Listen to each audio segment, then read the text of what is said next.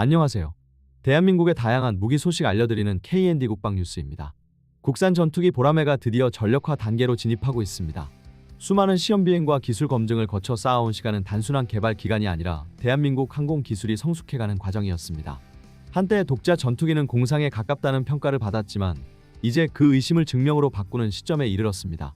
이 여정은 단일 기체의 완성에 그치지 않고 한국 항공우주 산업의 설계 생산 운용 체계 전반이 한 단계 진화했음을 보여주는 상징적 결과물로 평가받고 있습니다. 이러한 도약은 과거 육상 무기 체계에서도 이미 예고된 흐름이었습니다. 처음 K9 자주포를 개발할 당시만 해도 국내 기술로 세계 최고 수준의 자주포를 만든다는 발상은 회의적으로 여겨졌습니다. 하지만 한국은 혹한 사막 고산지대 등 극한 환경에서의 운용 데이터를 바탕으로 성능을 입증해냈고 그 결과 K9은 유럽과 중동의 주력 자주포로 자리 잡았습니다. K2 전차 역시 초기에는 해외 기술에 의존했지만 현재는 자체 복합장갑과 반능동 현가장치를 통해 세계 시장을 이끌고 있습니다. 보라매 또한 이들과 닮은 궤도를 그리고 있습니다. 꾸준한 시험과 개량 그리고 정밀한 데이터 축적을 통해 의심을 신뢰로 바꿔나가고 있는 것입니다. 해외 방산계의 시선도 달라졌습니다.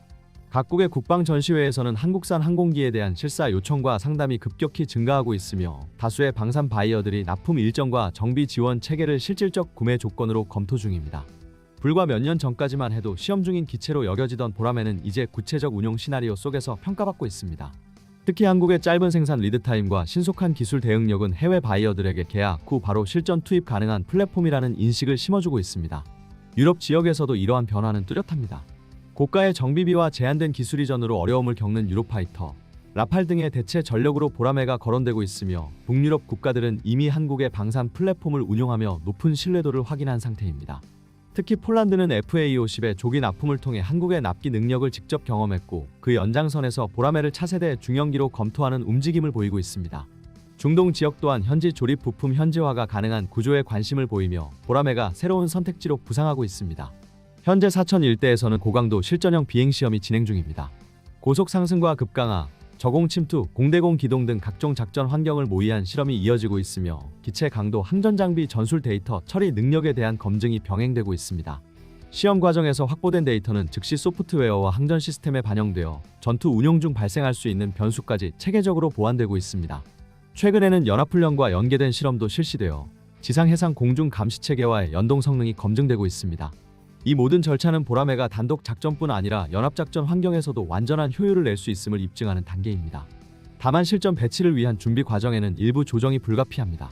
양산 체계의 행정 절차가 늦어지며 일정 일부가 미뤄졌지만 이는 기술 문제보다는 인허가 절차상의 병목에 따른 조정으로 파악되고 있습니다. 한국항공우주산업은 2026년 전력화를 목표로 초기 생산 라인을 안정화하고 있으며 방위사업청 역시 단계별 양산 전환 계획을 세밀히 조정 중입니다. 업계 전문가들은 이러한 지연이 일시적 현상에 불과하며 생산 체계가 안정화되면 본격적인 납품이 속도를 낼 것이라고 분석합니다. 무엇보다 추진 체계 분야의 성과는 의미가 큽니다. 보라매는 초기에 무인 시험체를 활용해 엔진의 안정성을 확보한 뒤 유인 시험기로 이행하는 단계적 검증을 거치고 있습니다. 이는 단순한 성능 평가가 아니라 장기적으로 독자 엔진 개발을 완성하기 위한 로드맵의 일환입니다. 현재 추력 대비 중량비는 동급 전투기 중에서도 경쟁력이 뛰어난 수준으로 평가되며 국산 터보팬 엔진이 완성된다면 외산 부품 의존도를 획기적으로 낮출 수 있을 것으로 전망됩니다. 이는 단순한 항공기 개발이 아닌 한국이 진정한 항공기술 자립의 시대로 들어선다는 신호탄이라 할 수 있습니다. KF-21 보라매의 시험 성과가 차곡차곡 축적되면서 해외 협상 테이블에서의 논의도 한층 실무적인 단계로 이동하고 있습니다. 특히 인도네시아는 지형적 특성상 넓은 섬 지역과 확장된 영공을 안정적으로 관리해야 하는 까닭에 단기간 임시 전력보다 정비가 용이하고 운용비가 합리적인 중형 전력에 높은 관심을 보이고 있습니다. 이미 FA50 계열을 운용하며 한국의 지원 체계를 경험한 인도네시아는 단순 기체 구매를 넘어 현지 조립과 부품 현지화, 기술 이전 패키지를 요구하고 있으며 이는 한국 방산기업에겐 기술 전수와 고용 창출을 동시에 실현할 기회로 작용하고 있습니다. 장거리 공급망과 유지보수 비용이 곧 전력 운영의 경쟁력이 되는 국가들에서 보라매의 운영 경제성 및 빠른 보급 체계는 매력적인 선택지로 부각되고 있습니다. 한편 중남미 지역에서도 보라매에 대한 검토가 활발합니다. 브라질 등 광대한 영토와 광범위 해안 감시 수요가 있는 국가들은 대형 전투기 도입에 높은 총비용을 회피하면서도 정찰 초계 정밀 타격을 겸할 수 있는 다목적 플랫폼을 선호합니다. 이들 국가는 구매 이후의 정비 교육 패키지의 안정성에 특히 민감한데 한국은 이미 여러 수출 사례를 통해 신속한 기술 지원과 현지화 경험을 쌓아왔기 때문에 이러한 요구에 대응할 수 있는 입지에 있습니다. 따라서 단발성 수출을 넘어 장기적인 파트너십과 공동정비 훈련 프로그램 제안이 활발히 논의되는 양상입니다. 보라매의 도입은 단순한 항공기 수급 문제가 아니라 공군 전력 구조 자체를 바꾸는 촉매가 될 수 있습니다. 새로운 전투체계가 편대의 전술과 임무 배분의 기준을 재설정하면 고기동 표적 교란, 장거리 정밀 타격, 전자전 임무를 하나의 편대 내에서 유기적으로 수행할 수 있는 능력이 확보됩니다. 이는 작전의 민첩성을 높이고 임무 지속 능력을 강화해 목표 타격 후 안전한 회피와 임무 연속성을 보다 안정적으로 확보할 수 있게 만듭니다. 유무인 복합 운용의 관점에서 보라매는 핵심 노드 역할을 수행할 수 있습니다. 정찰형 무인 체계와 실시간 네트워크를 통해 표적 탐지와 분류가 즉시 이루어지면 보라매는 정밀 타격과 전자전 임무에 더 집중할 수 있습니다. 개방형 아키텍처 설계는 외부 센서와 무장, 무인 플랫폼 간 상호 운용성을 용이하게 해 향후 키랩 전술 체계와의 통합을 자연스럽게 지원하는 기반을 제공합니다. 그러나 고성능 전투기의 안정적 운용을 위해서는 정비 군수 체계의 동반 보강이 필수적입니다. 안정적인 예비 부품 수급망과 항전 소프트웨어의 지속적 업데이트, 전자전 장비의 체계적 관리 능력은 단순한 예산 항목을 넘어 전력 가용률을 좌우하는 핵심 인프라입니다. 국내 협력업체의 생산 능력 확충과 군수 인프라의 동시 발전은 납기 단축뿐 아니라 위기 상황에서의 전투 지속성을 결정짓는 요인이 됩니다. 인력 측면에서도 준비가 병행되어야 합니다. 조종사의 전술 능력과 정비 인력의 전자장비 운용 숙련도는 보라매의 성능을 온전히 활용하는 데 필수적입니다. 따라서 시뮬레이터 기반의 반복 임무 훈련, 유무인 편대 운용 훈련, 그리고 전자전과 네트워크 중심의 실전형 교육 과정이 신속히 정착되어야 합니다. 정비 인력은 레이더, 항전 장비, 소프트웨어 진단 능력을 향상시키는 교육을 병행해야만 전체 운용 효율이 극대화됩니다. 전략적 관점에서는 보라매의 전력화가 억제력과 동맹 내 역할 확대에 동시에 기여할 가능성이 큽니다. 전투기의 기동력과 작전 지속 능력이 향상되면 대응 시간이 단축되고 전술적 선택지가 늘어나 억제 효과가 강화됩니다. 또한 관련 연합훈련과 운영 경험의 축적은 한미 동맹 및 지역 파트너와의 실전 호환성 제고로 이어져 단일 무기체계를 넘어 공동작전 능력의 향상이라는 부가가치를 만들어냅니다.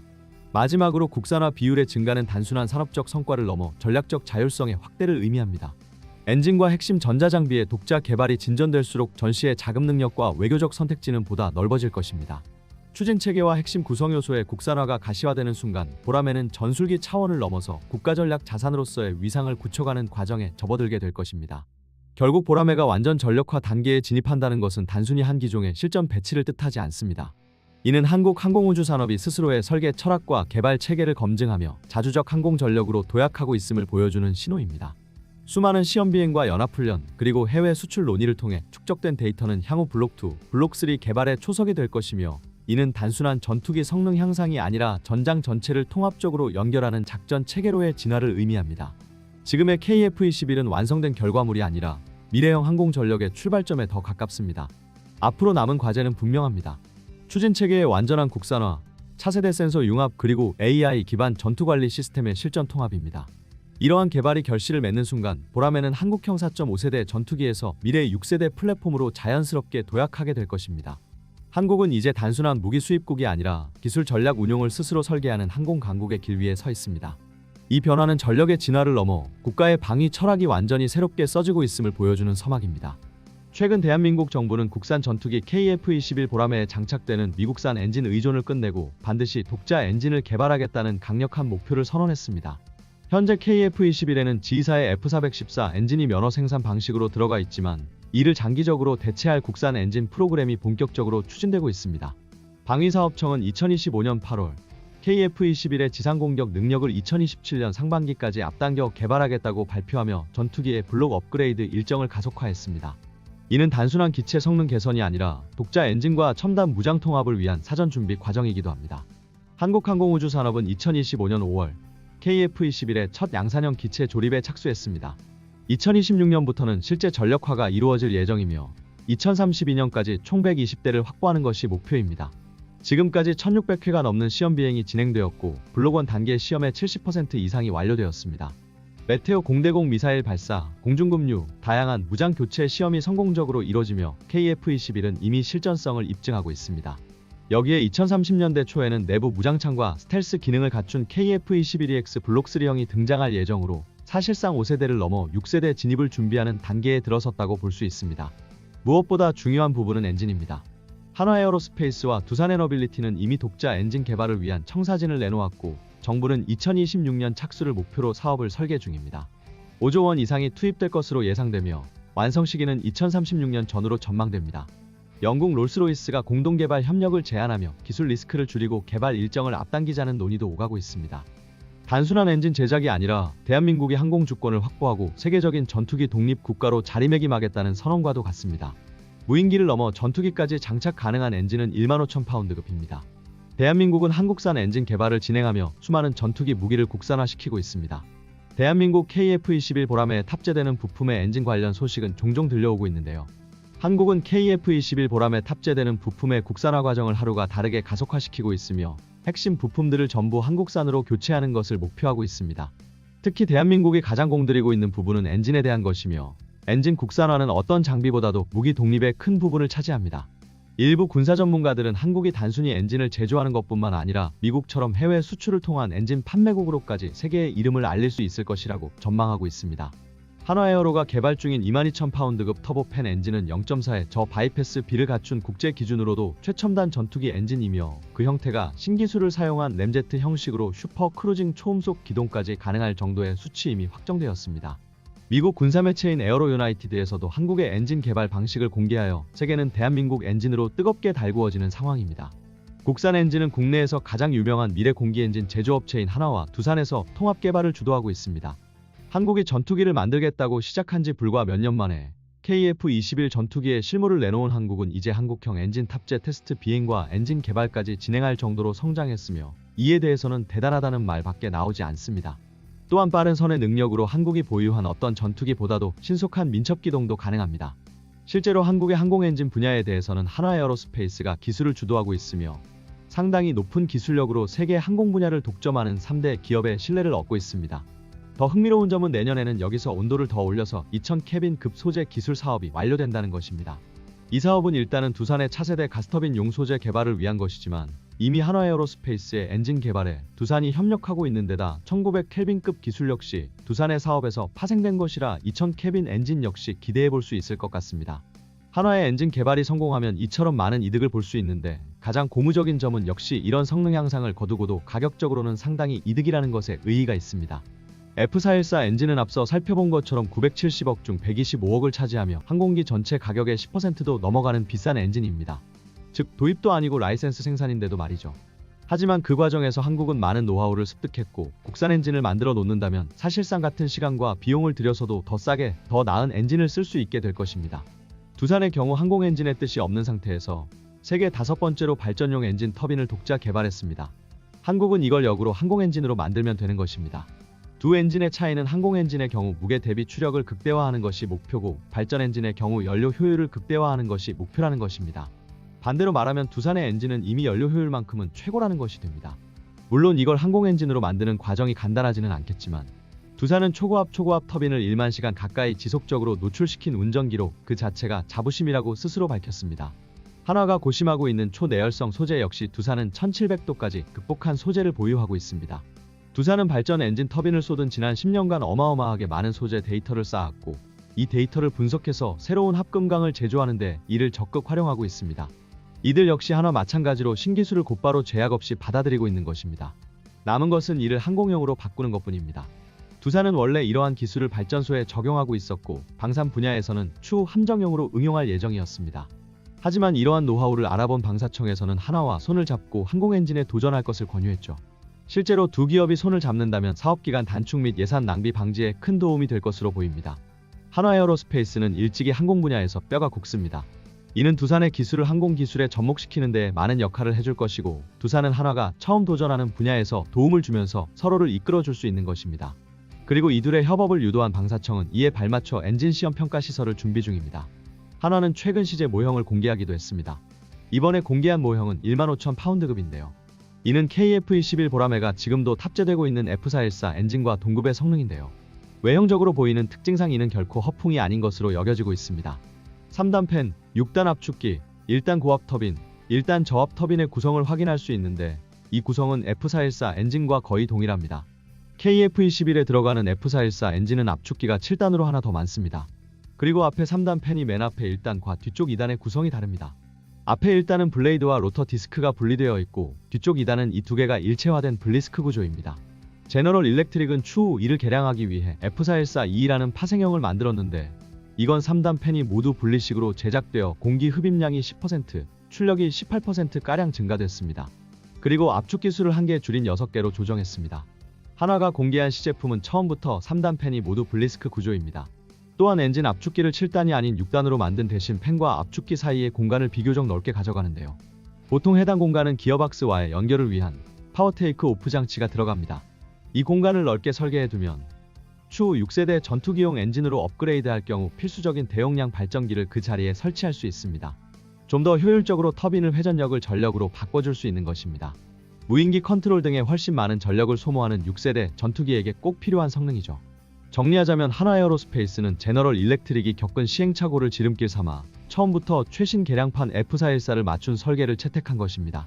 과거 한화의 관련자가 한 인터뷰에 출연해서 6세대 개발까지를 염두에 두고 엔진을 개발하고 있다고 밝힌 바 있는데 이러한 설계 변경점이 그러한 예시 중 하나였던 것으로 분석되고 있습니다. 그런데 한화는 이번에 공개한 시제 모형 그대로 엔진을 완성하지도 않을 계획입니다. 이미 F414급 성능의 6세대 전투기에도 적용할 수 있지만 그 이상의 성능을 꿈꾸는 것입니다. 한화가 엔진 개발 사업 관련 공개한 로드맵 중에는 아예 첫 단계로 개발되는 엔진부터 15,000파운드를 뛰어넘는 18,000파운드로 표기가 된 것이 있습니다. 대상 기종은 KF-21 블록 3와 5세대 이상의 무인 전투기로 한화는 최초로 개발하는 엔진의 성능부터 이 정도 수준을 잡고 있었습니다. 현재 국가연에서 적용 검토 중인 엔진 소재는 섭씨 1625도, 1900켈빈까지 견딜 수 있습니다. 이 온도를 견딜 수 있는 엔진은 딱 18,000파운드 추력을 구현할 수 있습니다. 그런데 재미있는 점은 불과 재작년 논문까지만 해도 1800켈빈 소재를 검토하고 있었다는 것입니다. 그 온도면 F414와 같은 15,000파운드의 추력이 나옵니다. 불과 2년여 사이에 엔진 온도를 100켈빈 이상 올리고 목표 성능도 크게 올렸다는 의미입니다. 이로써 한국은 대한민국을 위협하는 주적인 중국의 엔진 개발 속도를 빠르게 따라잡고 있습니다. 중국 역시 강대국으로 알려져 있지만 사회주의 국가인 만큼 기술 발전이 얼마나 향상된 것인지 불투명하기 때문에 성능에 대한 의구심이 제기됩니다. 중국에서는 자국산 엔진을 개발했지만 성능적 부분에서는 큰 문제가 되고 있습니다. 중국의 죄의식 전투기를 위해 설계한 WS-15 엔진은 말썽을 일으키며 계획한 만큼의 성능을 내지 못하고 있습니다. 특히 엔진 내구성은 처참한 수준입니다. 이 문제에 대해 중국 내부 관계자는 문제 해결을 위한 근본적인 해결책은 없다고 고백한 바 있습니다. 엔진의 가장 중요한 소재 역시 제 성능을 보여주지 못하고 있으며 실제로 엔진 강대국에 비해 20년 이상 기술이 뒤처져 있고 가장 문제가 되는 엔진 내구도 문제를 해결하기에는 불가능하다는 평가입니다.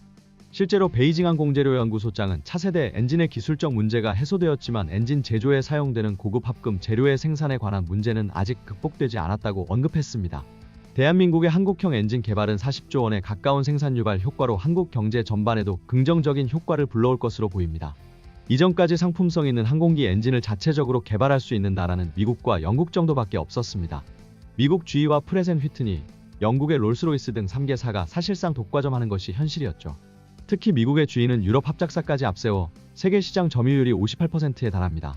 전쟁을 여러 번 거치며 항공기 엔진을 국가 전략 기술로 육성한 미국과 영국은 기술의 해외 이전을 막는 방식으로 독과점 형태를 유지하고 있는 것입니다. 전 세계는 2, 3, 4의 기술을 어떻게 해서라도 흉내내서 만들어보자고 달려드는 경우가 적지 않았지만 내구성 등의 문제로 10수년이 넘도록 그 벽을 넘는 곳은 없었습니다. 하지만 그렇다고 항공기 엔진 국산화를 포기할 수는 없습니다. 항공기 엔진은 항공산업 육성을 위한 필수적인 핵심 산업인 동시에 국가안보와도 직결된 전략산업이기 때문입니다. 미국의 입장에서는 한국이 부품 국산화의 끝판왕이라고 불리는 전투기 엔진까지 국산화해버리는 순간 더 이상 미국 내 방산기업들이 우리 대한민국에게 간섭할 수 없다는 것을 너무나도 잘 알고 있기 때문입니다. FA-50경 전투기 사례를 보듯 록히드 마틴은 한국을 담보로 영향력을 확대시켜 무기 판매에서 쏠쏠하게 이득을 얻고 있었지만 KF-21 전투기에는 대한민국의 부품 국산화가 예상보다 빠르게 진행되었기 때문에 록히드 마틴의 영향력이 급격히 줄어들었습니다. 그동안 전투기 부품 하나 제대로 보내주지 않았던 미국에서 독자적인 엔진 개발을 가만히 둘 리가 없었습니다. 오랜 기간 미국산 전투기를 사용해왔던 한국이었기에 자체적으로 전투기를 개발해낸다면 자신들의 수출 실적이 줄어들기 때문입니다. 그간 한국은 미국 무기 시장에서 엄청난 구매 실적을 남긴 충성 고객 중 하나였습니다. 가장 충성도 높은 고객인 대한민국이 이제 미국산을 쓰지 않겠다고 선언하자 미국은 당황할 수밖에 없고 당연히 이를 거부할 수밖에 없었습니다. 하지만 우리 한국은 연막작전을 통해 미국의 손아귀에서 완전히 벗어날 수 있었습니다. 미국은 한국의 앞날을 주시하며 엔진 독자 개발을 실패할 것으로 확신했고 대한민국이 엔진 기술을 개발하는 동안 자신들의 엔진 장비를 홍보했습니다. 자체적인 전투기 개발을 통해 사업이 좌초될 경우 미국산 전투기와 엔진 장비들을 한국에 판매할 셈이었던 겁니다. 하지만 미국의 예상은 보기 좋게 빗나가 버렸습니다. 전투기 개발에서 가장 어렵다고 평가받고 있는 핵심 기술인 터보팬 제트 엔진을 한국에서 독자 개발에 착수했기 때문입니다. 한국항공우주산업 측은 이제 로키드 마틴사의 F-35 전투기와 라이벌 관계를 형성할 수 있을 만큼 큰 파급력을 가지고 있습니다. 우리가 현재 미국 엔진을 전투기에 장착하면서 해외 수출 관련 조항도 계약서에 서명하였지만 언제 미국의 마음이 바뀌어 수출을 막을지 모르는 일입니다. 한국의 기술력 발전을 위해서도 중요하지만 세계 방산 시장에서 높은 경쟁력을 갖기 위해서 자체적인 부품 생산을 통한 판매 제약은 없어야 합니다.